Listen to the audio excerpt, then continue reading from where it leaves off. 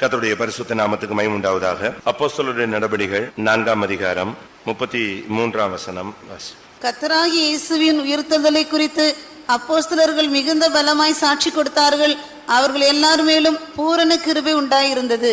அப்போஸ்தலருக்கு காலங்களிலே கிருபையின் பூரணம் இருந்த ஒரு காலம், பூரண கிருபை உண்டாயிருந்த ஒரு காலம். இந்த கிருபையை குறித்து நாம் இப்பொழுது சில காரியங்களை நாம் சிந்திக்கலாம். இன்றைக்கு வேத பாடத்துல கர்த்தர் ஒரு மனிதனுக்கு ஏன் கிருபை கொடுக்கிறார், அதை நாம் விளங்கிக் கொள்ள வேண்டியது அவசியம். கிருபை என்பது தேவனுடைய ஈவு.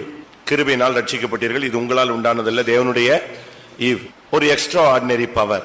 முடியாதவனுக்கு முடிய வைக்கக்கூடியது, இல்லாதவனுக்கு இருக்கிறதாய் மாற்றக்கூடியது, ஒண்ணுமில்லாதவனுக்கு உருவாக்கக்கூடிய ஒரு வல்லமை கொடுப்பது. இந்த கிருபை என்பது எது இல்லையோ அந்த இடத்தை அது நிரப்பும், எது முடியாதோ அதை முடிய வைக்கும், எதை செய்ய முடியாதோ அதை செய்ய வைக்கும். மனுஷனால முடியாதது, இல்லாவிட்டால் நம்முடைய அறிவினால்